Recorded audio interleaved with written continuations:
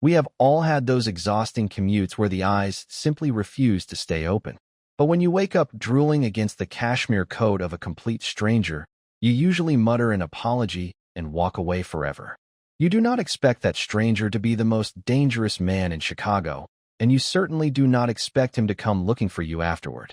Abigail Faith had spent 29 years learning exactly how much space the world was willing to let her occupy, and the answer, on most days, felt smaller than the body she actually carried through it. She stood 5'7" and weighed 240 pounds, and she had built an entire adult life around the particular discipline of taking up as little room as possible in elevators, in waiting rooms, in the narrow aisle seats of the Red Line. A discipline she had perfected the way other people perfected a craft, out of necessity rather than choice.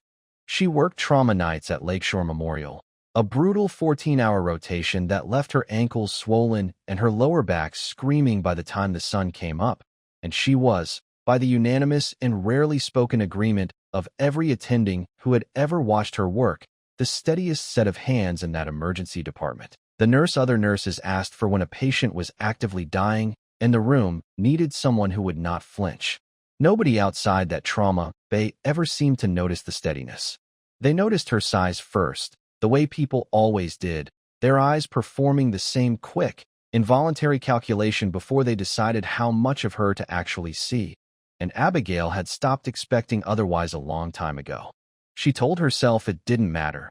That competence was its own quiet reward even when nobody outside a code blue bothered to acknowledge it.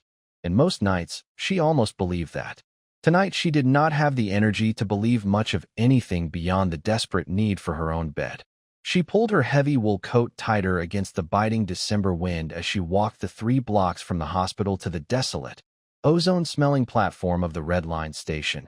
And when the train finally clattered in, she found it nearly empty, just a teenager asleep with his headphones blasting 2 rows up and a single man sitting near the middle doors in a dark, immaculately tailored coat that looked entirely out of place on public transit at 2 in the morning.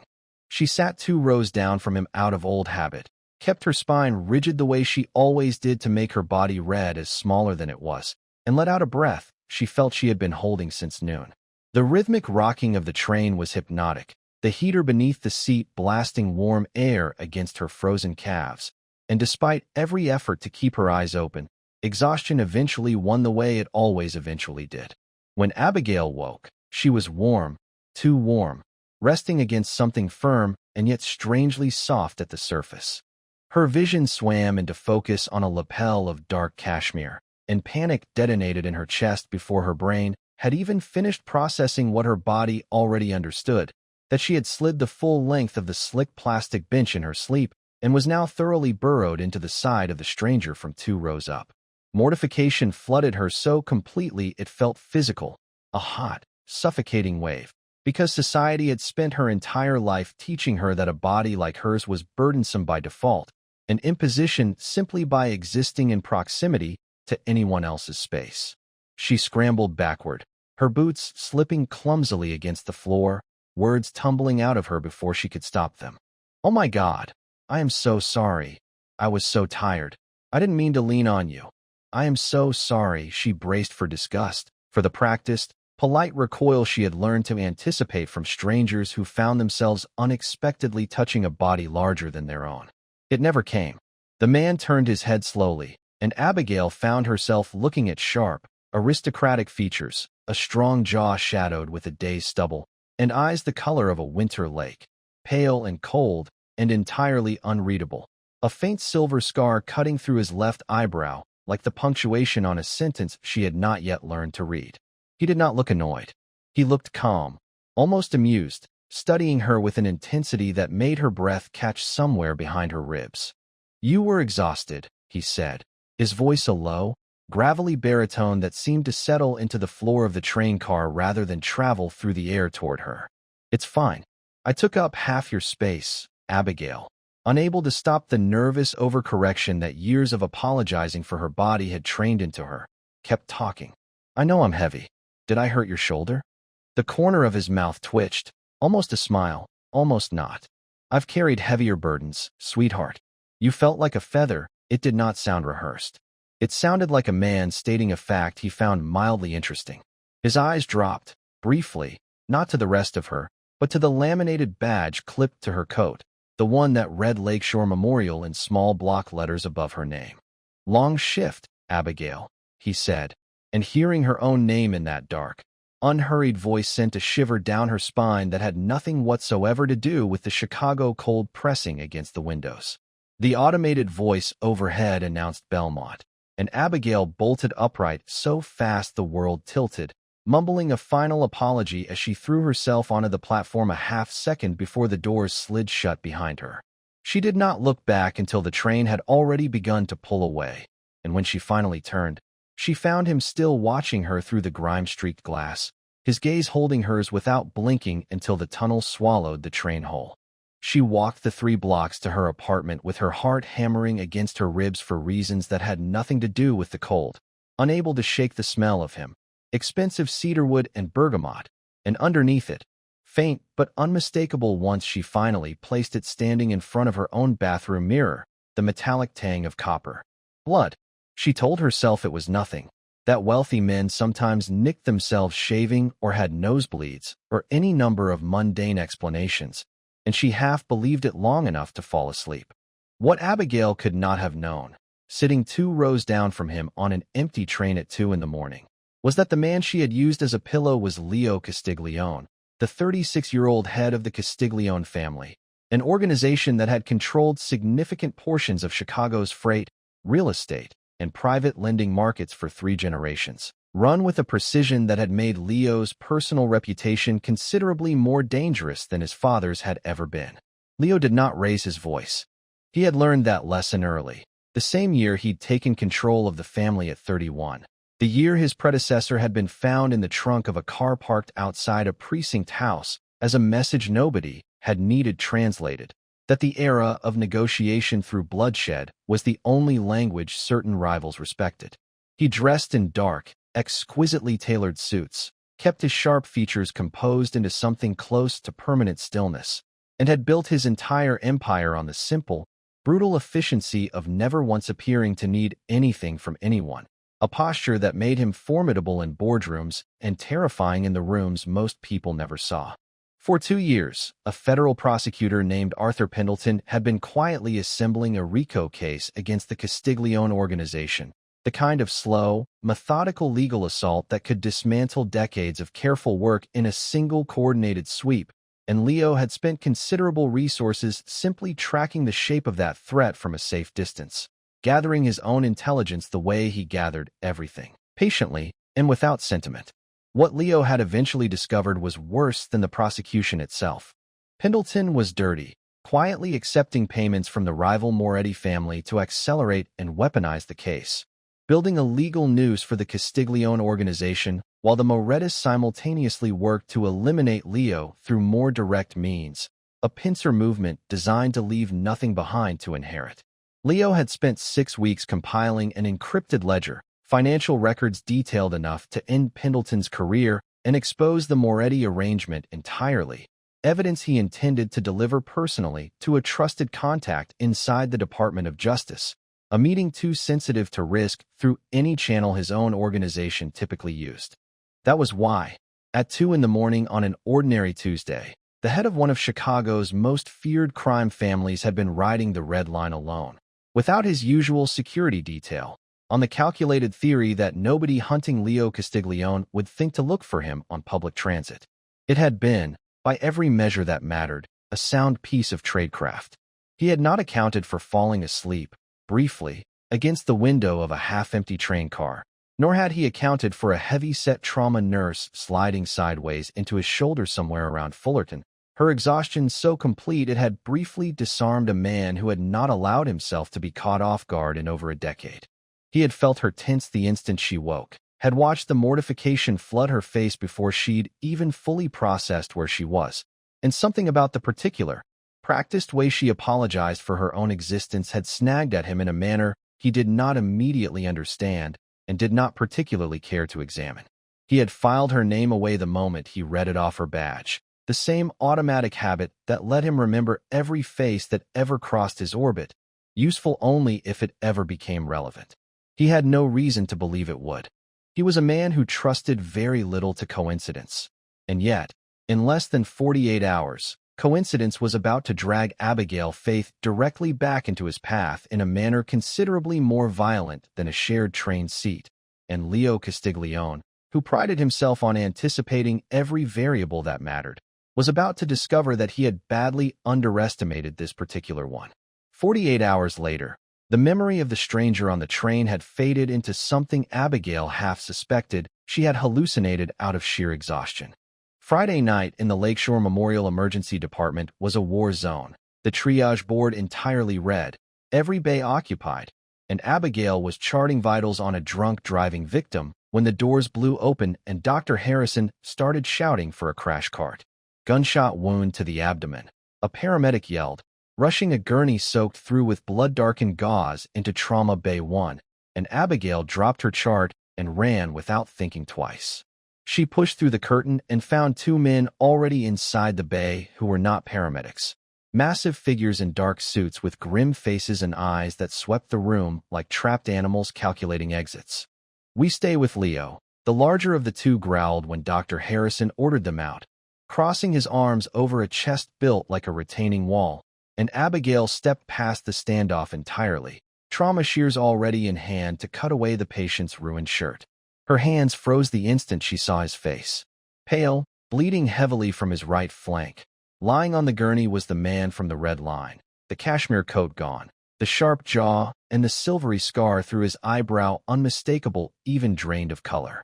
His eyes fluttered open, and despite the agony radiating off him in visible waves, his gaze found hers immediately. "The nurse from the train," he rasped, before a fresh wave of pain stole his breath. "You know him, Faith?" Dr. Harrison asked, baffled, already packing the wound to slow the arterial bleed. "Passing encounter," Abigail managed, forcing her training to override her shock, starting in 4-line with fingers that were trembling but did not miss. "Enzo," the patient wheezed to the larger guard, "clear the hallway. Nobody comes in but doctors." And for 20 agonizing minutes they fought to stabilize him enough for surgery, until Dr. Harrison needed O negative from the blood bank immediately and sent Abigail sprinting for it herself. The hallway outside was strangely quiet, guarded at intervals by Leo's men, and Abigail nearly collided with an orderly pushing a mop bucket on her way back, muttering an irritated watch it under his breath without lifting his head.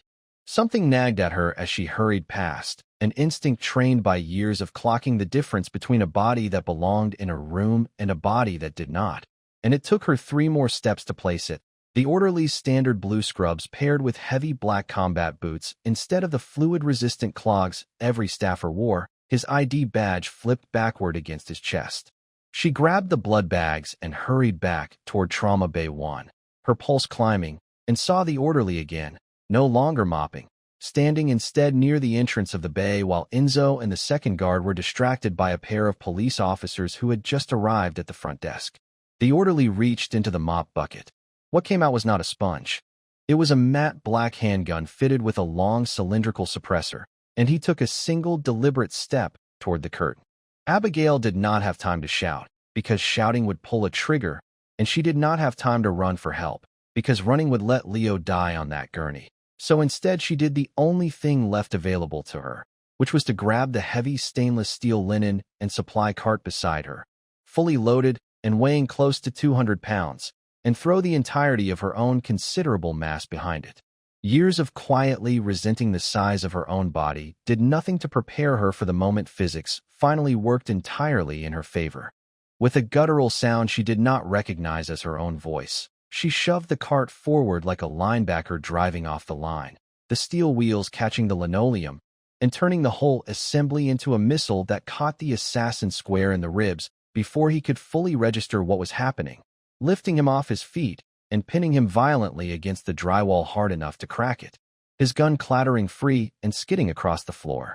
Enzo and the second guard were on him before he could recover, a blur of brutal, efficient violence that left the would-be shooter unconscious on the tile, with his jaw broken in 2 places, and Abigail stood gasping for breath, the bags of O-negative blood clutched to her chest, her knees shaking so violently she had to lean against the wall to keep from going down with them.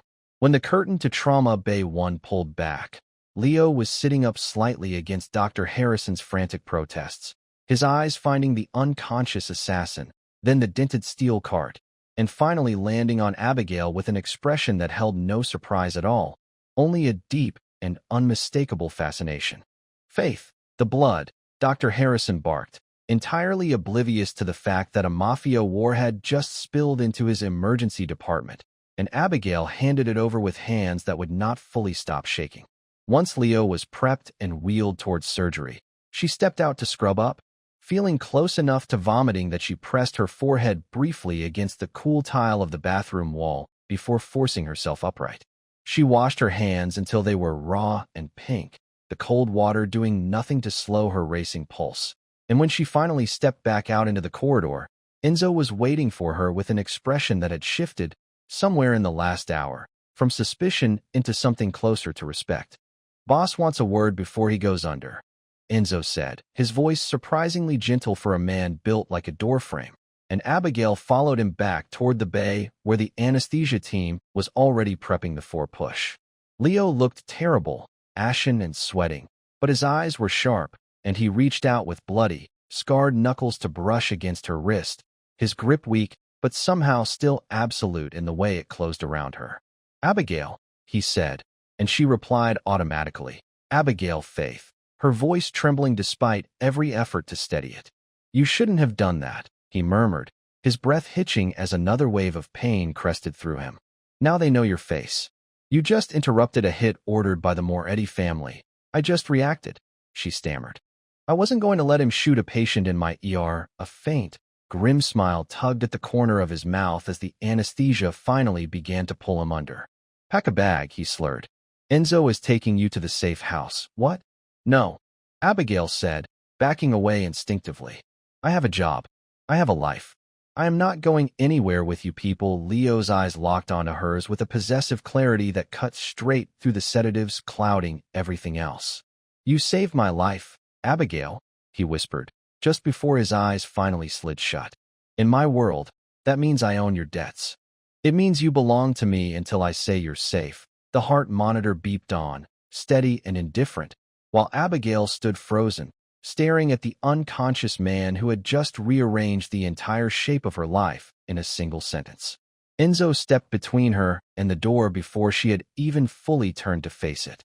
"Miss Faith," he said, not unkindly, "with all due respect to what you just did back there, this isn't a request." The ride to the safe house was a suffocating blur of tinted glass and aggressive silence. Enzo driving a heavily armored black Suburban through the desolate Chicago streets in a deliberately convoluted route that eventually fed onto the interstate heading north toward the Wisconsin border. Abigail sat in the back seat with her fists clenched tight in her lap, the adrenaline that had let her weaponize a 200-pound supply cart fading into a cold, dense anger that felt, in its own way, almost steadying. She was a professional.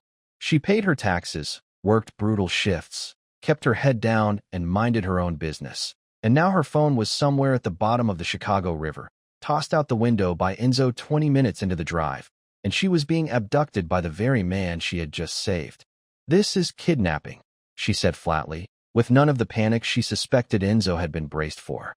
Enzo did not look in the rearview mirror. "It's relocation, Miss Faith. The Morettis have cops on their payroll. They have orderlies, as you saw tonight.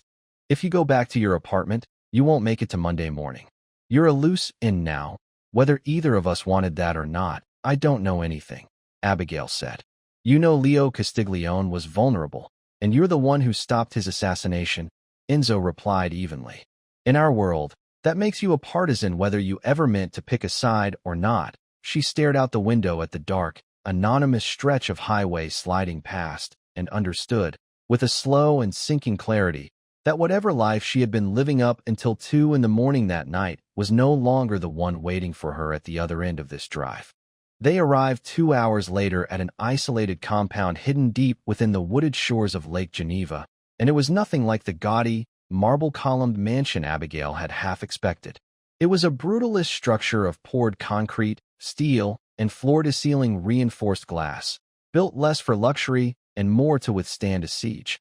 Cameras tracking their approach from every angle, armed men in tactical gear, patrolling a perimeter that felt less like a property line and more like a fortress wall. Abigail sat very still in the back seat as the heavy gates rolled open in front of them. And for the first time since the cart had slammed into the assassin's ribs, she let herself feel the full, dizzying weight of exactly how far outside her own life she had just been pulled. For 4 days, Abigail was a prisoner wrapped in undeniable comfort, given a guest suite larger than her entire apartment, stocked with clothing that had been purchased with unsettling speed and precision in her exact size, a detail that both impressed and deeply disturbed her in equal measure because nobody guessed her size correctly on the first try, which meant somebody had pulled her medical or purchasing records within hours of Enzo throwing her phone into the river. On the 5th day, Leo arrived by private, unmarked ambulance, having refused outright to recover anywhere but inside his own fortress, and the compound's basement medical bay was fully equipped to receive him. When the private nurses his organization had hired proved too intimidated to do their jobs properly, hands trembling every time Leo so much as shifted his weight, Abigail pushed past one of them mid-procedure without a second thought, not out of any tenderness toward the man on the table, but because watching incompetence in a trauma recovery setting offended something fundamental in her. "Move," she ordered, snapping on a pair of gloves, and Leo, pale and sweating and clearly refusing whatever dosage of painkillers had been prescribed, turned his head slowly toward the sound of her voice. "The reluctant savior," he rasped, the scar through his eyebrow twitching. "Shut up and hold still," Abigail said, peeling back the surgical dressing with the same brisk efficiency she used on combative drunks in her own emergency department, cleaning the angry, bruised tissue around the incision with exactly the right amount of pressure, firm enough to clean, gentle enough not to tear the fresh sutures, while Leo washed her face with an intensity that did not waver once. "You have heavy hands," he said. "Most people touch me like they're afraid I'm going to bite. You are going to bite," Abigail muttered, taping down fresh gauze. "You kidnapped me. I kept you breathing," Leo replied, gesturing to Enzo, who handed him a thick manila folder that Leo tossed onto the metal tray table beside her. Abigail peeled off her gloves and opened it, and what she found inside emptied the air out of her lungs entirely. Surveillance photographs of her own apartment in Rogers Park, the front door kicked off its hinges, the furniture slashed open, the drywall torn apart in long, vicious strips, and in one frame, a man lying dead on her living room floor, the same orderly she had pinned against a hospital wall less than a week earlier, his neck broken at an angle that left no question about whether he had survived. The Morettas sent him back to finish the job the moment he posted bail, Leo explained, his voice gone cold and clinical. "My men intercepted him there. If Enzo hadn't pulled you out of that hospital, you would have been sitting on your own couch when he kicked that door in." The blood drained from Abigail's face so fast her own body suddenly felt weightless and unmoored, and she gripped the edge of the metal tray table just to keep herself upright. "Why is this happening to me?" she whispered. "Because of Arthur Pendleton," Leo said, "a federal prosecutor for the Northern District, a man with real public power and a private price tag. He's been building a RICO case against my family for 2 years, but he's dirty, taking more ready money to accelerate it while they try to kill me through more direct means. I have a ledger that proves the entire arrangement. I was on my way to deliver it to a contact at the Department of Justice when the Morettas hit me on the red line. You were sitting on a public train with evidence that could take down a federal prosecutor," Abigail said slowly. "Nobody looks for the head of the Castiglione family on the red line at 2 in the morning, Leo said, a flicker of dark amusement breaking through the exhaustion. "Except, apparently you. You just needed a pillow." He reached out and wrapped his large, calloused hand around her wrist, his thumb pressing against her pulse point in a gesture that carried none of the predatory intent she had braced herself to expect from a man like him. "You don't hide, Abigail," he said quietly. "You take up space. You stand your ground even when you don't realize you're doing it. I need exactly that right now, because Pendleton knows I'm alive, and the Morettas know roughly where I went to ground." Abigail did not pull her wrist away, though some distant, rational part of her understood that she probably should have. "So what exactly am I now?" she asked quietly. "A hostage, a witness, a nurse on retainer?" Leo considered the question with the same unhurried seriousness he seemed to give everything. You're the only person in this compound I trust to keep me alive long enough to finish what I started, he said. Whatever title makes that easier for you to live with, you can choose it yourself. I'm not interested in pretending the choice in front of you is a fair one. I'm only interested in keeping you breathing while you make it. Over the following 2 weeks, Abigail's days settled into a rhythm she had not expected and could not quite name, half clinical routine, half something considerably harder to define. She changed Leo's dressings every morning at 7 and every evening at 9, tracked his vitals with the same meticulous precision she gave to any patient on her own unit, and refused, flatly, to let him skip a single dose of the antibiotics his body clearly wanted to fight off out of sheer stubbornness. He never once argued with her about the medicine itself, though he argued about nearly everything else: the volume of his music, the number of hours Enzo insisted he stay horizontal, the absurdity of a man who ran a criminal empire being told by a nurse from Rogers Park that he was not, under any circumstances, allowed to walk to the bathroom unassisted for the next 3 days. You give orders like you've been doing it your whole life, Leo observed one evening, watching her recalibrate his 4-drip with the same unhurried confidence she brought to everything in that medical bay. I give orders to people who are actively trying to kill themselves through sheer stupidity, Abigail said. You qualify something that might have been a laugh, low and rusty from disuse, escaped him before he could stop it, and Abigail found herself startled by how much she liked the sound of it. The wardrobe situation resolved itself without her ever asking. New clothing appearing in her suite that fit properly, structured pieces in deep, rich colors instead of the shapeless gray she had worn her whole adult life specifically to disappear inside of, and when she finally asked Enzo who had ordered it, he simply said the boss didn't like watching her hide. She didn't bring it up to Leo directly, but she noticed, the next time she walked into the medical bay in a fitted charcoal sweater instead of an oversized hoodie, the way his eyes tracked the change before he deliberately looked away, as though he were giving her a privacy she hadn't actually asked for. The compound itself slowly stopped feeling like a cell and started feeling, against every instinct she had, like something closer to a strange, fortified home. She learned the names of the kitchen staff, learned which guards preferred their coffee black and which ones needed 2 sugars, and found herself, on the 11th night, sitting across from Leo at the long steel table in the medical bay's adjoining kitchenette at 2 in the morning, neither of them able to sleep, sharing a bowl of reheated pasta because the private chef had already gone to bed. Why didn't you just have Enzo throw me back into my old life once the danger passed? Abigail asked, turning her fork over in her hands rather than meeting his eyes. Because the danger hasn't passed, Leo said, which was true but not, she suspected, the entire answer.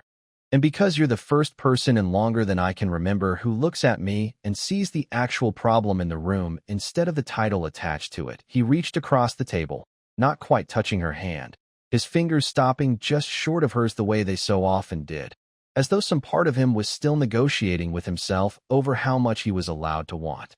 You take up space, Abigail, he said quietly, the same words he had said to her the first week, except this time they landed entirely differently. Stripped of strategy, stripped of the careful calculation he wrapped around almost every other sentence he spoke. I've spent my whole life surrounded by people who make themselves smaller to survive me.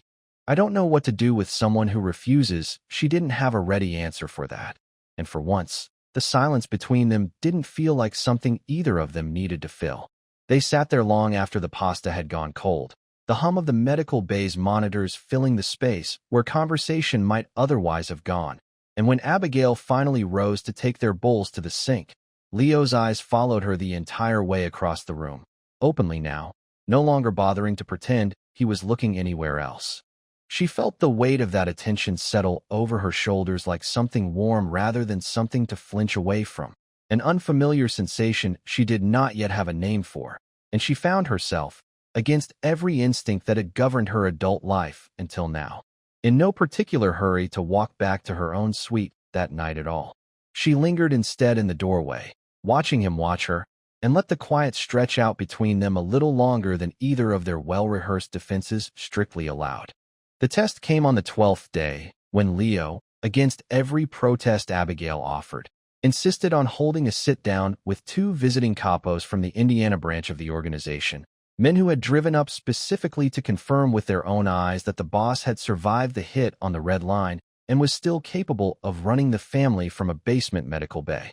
Abigail argued that the stress alone could reopen the surgical site, that he had no business hosting anyone less than 3 weeks after a bullet had nearly ended him, and Leo, propped up in a chair at the head of the steel table with his color finally returning, told her flatly that uncertainty among his own capos was considerably more dangerous to his health than a single difficult meeting.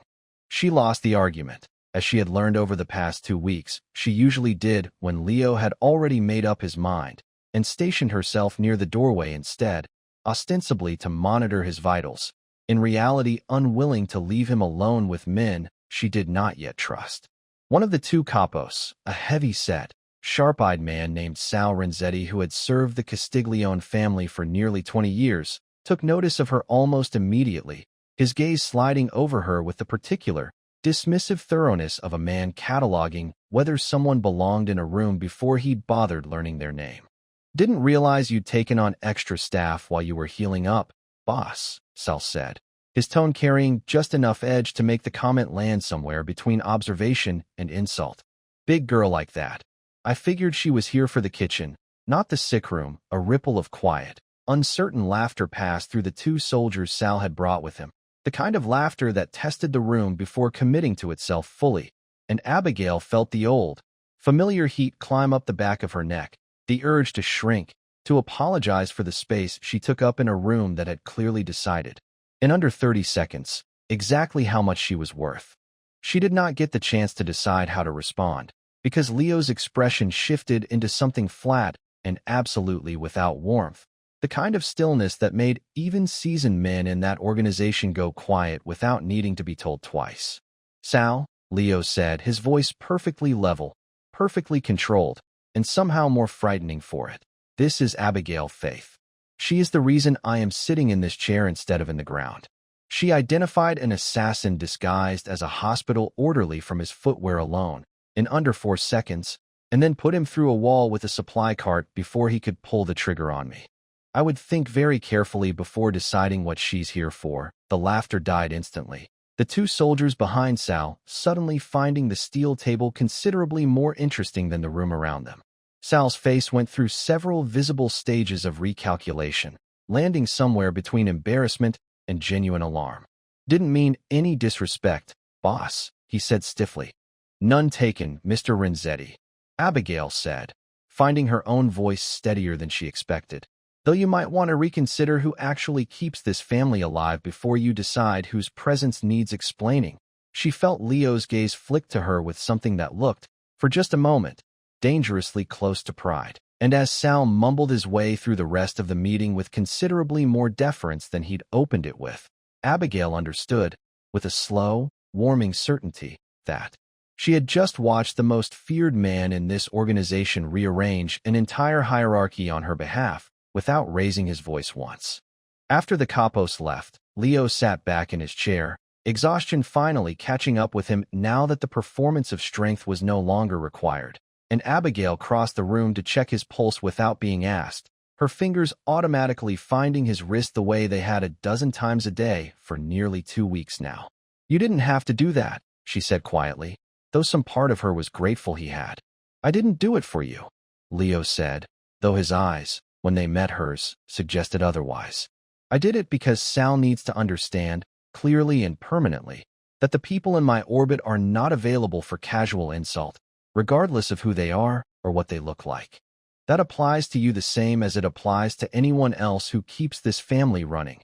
Abigail let that sit between them for a moment, unsure whether to be moved by the sentiment or annoyed at the careful, deniable way he'd wrapped it. "For someone who claims not to do things for me," she said finally, "you spend a remarkable amount of energy doing exactly that." Leo's mouth curved, just slightly, the closest thing to a real smile she had seen from him yet.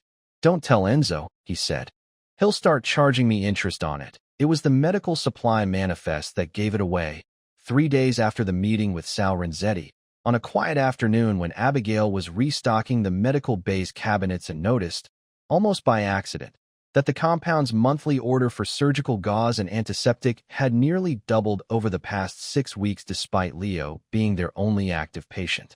She mentioned it to Enzo in passing, expecting him to wave it off as ordinary overcaution, and instead watched his expression shift into something considerably more guarded. "Who places the supply orders?" she asked, the same restless, pattern-seeking instinct that had once caught a forged signature in a different life, now turning itself toward the compound's own internal logistics. Enzo admitted, after a long pause, that the orders ran through a rotating logistics contact outside the main organization, a man named Petrov who handled deliveries for several of Leo's properties and had worked with the family for years without incident. Abigail pulled the manifests herself that evening, cross-referencing delivery dates against the compound's actual perimeter logs, and found a pattern that made her stomach drop in a way the contract discrepancies of her old life never had, because this was not abstract theft, this was reconnaissance. Every inflated supply order corresponded, almost exactly, to a delivery window during which the compound's perimeter sensors had been briefly, officially logged as undergoing routine maintenance, a maintenance schedule that, when she checked it against the actual technician's sign-in records, did not match up at all. Someone was using the supply deliveries as cover to map the compound's blind spots, learning exactly when and where the perimeter went soft, and they had been doing it for weeks. She brought the manifests and the perimeter logs to Leo that night, laying them across his desk with the same careful precision she used on a chart she didn't trust. "I don't think this is a coincidence," she said. "Someone's been using Petrov's delivery windows to study your security gaps. Whoever it is knows exactly when this place is most exposed, and they've known for at least a month." Leo went very still, reading through the pages twice, his jaw tightening with each pass in a way that had become familiar to her over the past 2 weeks, the particular stillness that meant he was furious and refusing to let it show. "Petrov has worked for this family longer than you've been alive," he said quietly, though there was no real disbelief in his voice, only the slow, sick recalculation of a man realizing how thoroughly he had been outmaneuvered. "Pendleton's case has subpoena power over half the logistics companies in this state," Abigail said. "If the Morettis got to Petrov directly, or got to someone underneath him, this place isn't the fortress everyone keeps telling me it is. It's a building with a door somebody's been quietly oiling for a month." Leo picked up his phone immediately, his voice clipped and cold as he gave Enzo instructions to pull Petrov in for questioning before the night was out. And when he finally set the phone down, he looked at Abigail with an expression that held considerably more than gratitude in it. "You found a contract trap once, didn't you?" he said, an observation rather than a question, something he'd apparently pieced together from the careful, methodical way she'd assembled the timeline in front of him. "A long time ago, in a different job," Abigail said. "I'm better at reading what isn't quite right than I am at most things people actually pay nurses for." Leo reached across the desk and closed his hand briefly over hers. "Then I owe you considerably more than I already do," he said. "Because if Petrov's been mapping this place for the Morettis, they're not planning to wait much longer to use what they've learned." He was right, though neither of them yet understood exactly how little time remained. Enzo's men brought Petrov in within the hour, and the interrogation that followed in the compound's lower level confirmed what the manifests had already made plain: a quiet, methodical betrayal sold for a debt the Morettis had bought up and threatened to call due all at once. Petrov gave up everything he knew before midnight: the maintenance windows, the sensor blind spots along the eastern tree line, the precise schedule he'd been instructed to follow, and by the time Enzo reported back to Leo's office, his expression had hardened into something Abigail hadn't seen from him before: a grim, focused readiness that made the air in the room feel suddenly thinner. "They know the layout," Enzo said. "They know which windows go dark and when. If they're smart, and the Morettis usually are, they're not going to wait for another delivery cycle to use it." Leo looked at Abigail across the desk, the weight of what was coming settling visibly across his shoulders. "Get some sleep if you can," he told her, though his voice carried no real expectation that she would. "Whatever happens next, I want you close enough that I can keep you that way." The attack came on the third night after Petrov's confession, signaled not by an alarm but by absolute darkness, a massive thunderstorm rolling off Lake Michigan and hammering the concrete walls of the compound as the power snapped off at exactly 2 in the morning. Abigail, sleeping lightly in the guest suite above the medical bay, waited for the familiar hum of the backup generators to kick in, and when 10 seconds stretched into 30 with nothing but silence, she understood, with a cold drop in her stomach, that the generators had already been disabled. Gunfire erupted somewhere below her, sharp and mechanical, the suppressed crack of tactical rifles rather than the cinematic chaos she might have expected, and Abigail threw off the duvet without bothering to look for shoes, moving through the darkness with a quiet, economical speed that surprised people who only ever judged her by her size. She had spent years learning how to distribute her weight, how to move through a crowded trauma bay without a single wasted motion, and that same discipline carried her into the hallway and toward the stairwell instead of toward the front door, because if Leo died, she had no leverage, no protection, and no way out of any of this. Fall back to the basement, secure the package. Enzo's voice roared somewhere below over the percussion of gunfire, and Abigail scrambled down the emergency stairwell barefoot, the cold concrete biting into her soles, arriving at the medical bay just as Enzo was dragging a heavily bleeding guard through the steel door, firing his sidearm blindly back down the corridor behind him. Abigail grabbed the heavy door handle and hauled it shut the instant they cleared the threshold, throwing the deadbolt with both hands, and the bay went dark except for the faint, eerie green glow of the emergency exit signs and the battery-powered glow of Leo's monitors. Leo was already sitting up on the edge of the bed with a matte black pistol in his hand, his face pale and tight with pain, his surgical site bleeding fresh through his shirt from the sudden movement. At least 20 men, tactical gear. Enzo panted, applying a tourniquet to the wounded guard's leg. They bypassed the external sensors entirely. Pendleton must have handed them federal-grade frequency jammers, heavy, rhythmic pounding began against the steel door, and Enzo shouted for everyone to get down. But Abigail's mind had already shifted into the same cold, clinical mode that let her function in the worst trauma bays of her career, processing the room not as a place to hide, but as a set of physical and chemical tools. The reinforced door will hold against bullets, not against C4, she said, already moving toward the adjoining radiology suite. Enzo, get him into the X-ray room. The walls are lead-lined. Enzo didn't argue, hauling Leo to his feet despite his protests and half-carrying him toward the reinforced door, while Abigail ran for the corner of the bay, where 3 massive pressurized oxygen tanks stood secured to the wall, the kind used to feed the surgical ventilation system. She grabbed a heavy steel wrench from the maintenance kit on the counter and began striking the brass valves with everything she had, snapping them off entirely, releasing a violent, deafening hiss of pressurized oxygen that filled the room and made the air go thick and cold around her.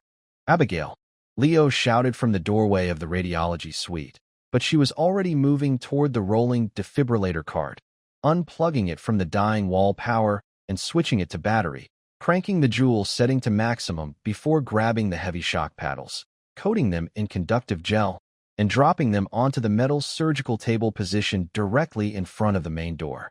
The pounding outside stopped. A high, electronic beep echoed faintly through the breached frame. The charge was set. Abigail wrapped a thick roll of medical tape around the discharge buttons of the paddles, forcing them into continuous contact against the table, sparks already beginning to arc and crackle viciously across the metal surface as she turned and sprinted the last few feet toward the radiology suite, her lungs burning, her legs pumping with a strength she hadn't known she still had left in her. She dove through the doorway a half-second before a muffled voice on the other side of the wreckage yelled execute, and Enzo slammed the heavy lead-lined door shut behind her, spinning the locking wheel just as the world outside detonated. The explosion was less a sound than a physical entity, a concussive wave that punched the air from Abigail's lungs even through the thick walls separating them from it, the breaching charge blowing the main steel door inward and introducing a stray spark to a confined space saturated with pure, unadulterated oxygen. The resulting flash fire roared outward into the corridor in a single violent pulse, rattling the entire foundation of the compound, shattering overhead lights and raining dust and pulverized concrete down over everyone crouched in the dark. Inside the lead-lined room it was pitch black and ringing silent, Abigail's ears screaming with a deep, sickening vertigo as she hit the floor, and she felt strong hands close around her arms an instant later, hauling her upright. "Are you hit, Abigail? Answer me." Leo's voice rumbled low and urgent against her ear, and she coughed, tasting dust and copper, before managing to get the words out. "No, I'm okay." Enzo cracked the lead line door open a moment later, weapon raised, sweeping the smoke-filled wreckage of the corridor beyond it. The medical bay was a smoking ruin, the heavy steel table warped beyond recognition, the drywall charred black, the hallway utterly silent in the particular, absolute way that meant the tactical team standing directly in the path of a confined oxygen explosion had not survived it. "Clear," Enzo called back, lowering his weapon slightly. "Boss, they're gone." Leo did not let go of Abigail.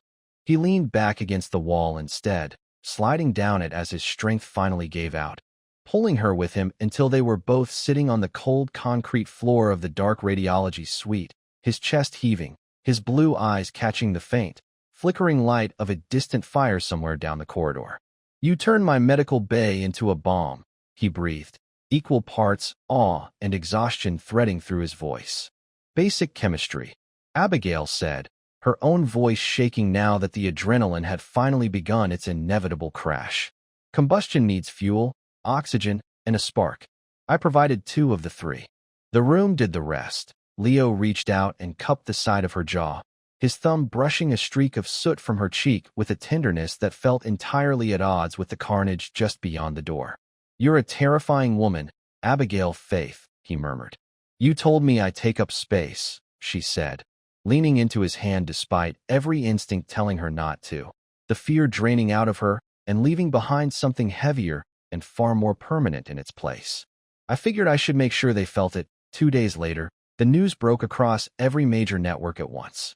Arthur Pendleton had been indicted on federal corruption charges after an anonymous package of financial ledgers arrived at the FBI director's home in Washington, and within the same 48 hours, the Moretti family's leadership was dismantled in a series of brutal, highly coordinated raids across the city. The kind of decisive sweep that left no question about who controlled Chicago's underworld when the dust finally settled. Leo Castiglione had reclaimed his city, and he had done it with the help of a trauma nurse who had only ever wanted a quiet seat on a late-night train. Abigail stood on the balcony of the Lake Geneva compound a week later, wrapped in one of Leo's oversized cashmere sweaters against the chill, watching the gray water of the lake stretch out toward the horizon, knowing that the threat had finally been neutralized and that, somewhere downstairs, a car was waiting to take her back to Chicago and a new, secure apartment paid for in full, the offer of freedom finally, formally extended. She heard the heavy, uneven tread of his boots behind her, leaning slightly on a cane now, his posture still commanding despite the injuries that would take months to fully heal. "The car is waiting," Leo said quietly, coming to stand beside her at the railing, looking out over the same gray water rather than at her. Abigail looked down at her own hands resting against the cold stone, capable hands, heavy hands, hands that had saved his life twice now in the space of barely 3 weeks. "I don't think I can go back to the ER," she said softly. "I don't think I fit in that life anymore. Not after this." Leo turned his head, and the cold, ruthless boss who had once commanded an entire room into silence with a single sentence was gone, replaced by a man looking at the only fixed point left in his chaotic universe. "Then stay," he said, the command stripped entirely out of his voice, replaced by something closer to a plea than she had ever expected to hear from him. "I owe you a life, Abigail. Let me spend mine proving you belong in it." She finally turned to face him fully, and what she saw in his eyes was not only the weight of a debt he intended to honor, but something considerably deeper than that, a respect that had nothing to do with gratitude and everything to do with who she actually was. She closed the distance between them, wrapping her arms carefully around his waist, mindful of his healing ribs, and pressed her face into his chest, breathing in cedarwood and bergamot and rain. "You don't owe me anything, Leo," she whispered. "But I'm not leaving." Did Abigail make the right call walking away from her old life entirely? Or do you think a piece of her will always miss the chaos of that emergency room? Let us know what you think in the comments below. If this story had you holding your breath, smash that like button right now. Share it with a friend who loves a fierce, intelligent heroine who refuses to back down. And subscribe to the channel so you never miss the next dangerous, unforgettable love story we bring you. Turn on notifications too, because the next time someone underestimates the steadiest hands in the room, you'll want to be watching when it happens.